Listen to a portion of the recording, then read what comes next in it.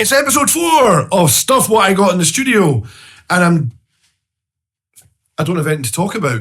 Stuff What I Got in the Studio! Of course I do, and it's right down here. Hey, well, you're down there. Guitar. It's another guitar, a very quick one. Firstly, apologies for my voice. I am sick as a dog is kind of an overused term, an old-fashioned term, but I mean, it's horrible. Like, you can hear it in my voice. Hopefully the camera's still going to pick me up. Sorry if it doesn't. I'll just voice over this whole thing. I won't really. This guitar, there's not too much to say, so this will be a short episode. Double whammy, if I've done this correctly over this weekend. You'll hopefully see episode 3 and episode 4 coming out over the weekend. This guitar is a Stratocaster, obviously a standard Sunburst Stratocaster. I bought this in, I want to say about September 2009. September, October 2009 from Strung Out in Glasgow. I just learned tonight before making this video that Strung Out only closed a few months ago. It's the craziest thing. I hadn't been there in years. I'm talking about potentially 10 years. I used to go there all the time back in 2008, 9, 10. There was something about that wee shop, just that wee shop there. You know, you had the 13th Note, you had R.I.P. You had Mono, you had all those little vintage clothing shops. I loved that wee area. I walked in one day thinking, I've got a small budget to buy a guitar, late 2009.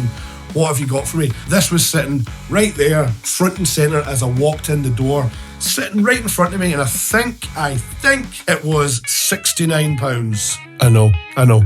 So it spoke to me, is what I'm trying to say. It spoke to me. And as you'll see, there's no branding on this Strat. I'll do some close-ups, but it was blank. I left it blank. I've got another story about another guitar that I changed from being a blank guitar. And I just really liked it for the price as well. It was just something as a second guitar live for Tempercam. I just thought if I can use this live as a backup and potentially for certain songs where, I don't know, maybe it might feel better to play with that guitar for that song. So I did my own little setup on it. I bought it, played it. It was £69. I just played it for a couple of minutes, bought it, set it up, took it home, started playing it live, and I really liked it. There's nothing wrong with it. It's a little kind of kit guitar or something. I don't even remember if Strung Out told me what it was or why it had no branding at all, but here it is, and there's Tempercam written in the back. I need something cheap, I'll buy it, but I've still got it all these years later. Nearly 16 years to be precise if you're counting. So it must have been, I'll say about 6 months after I bought the guitar, I just decided, hey, I'm going to make this look a little bit ruined. And by ruined, I mean I'm going to actually destroy it with fire, screwdrivers, and probably a little bit of a hacksaw here and there. I threw it off the floor, the concrete. It threw off the stage of plenty of venues as well, because that's just the way I played. That's why I wanted to kind of rough it up a little bit and make it look a bit more, 1960s Hendrix, sort of just destroyed. That's what happened, and you can see there's so many bits of it that are completely wrecked with chips and little solder iron burns, all the chipped paint, all the dragging across the floor, burns from the soldering iron. Sitting watching a film, one night I can remember sitting in Glasgow in a flat that I shared with my sister at the time with a soldering iron, watching a film, just destroying this thing for about an hour just as we watched the film. It was great fun. The amount of blood this guitar has seen as well, there's probably still a bit of staining and horrible nasty stuff all over the pickguard from that kind of live aggression. Yeah, this thing gets thrown about like all my guitars did. Again, different videos, I'll talk about even more extreme stories about guitar destruction on stage at different places around the country.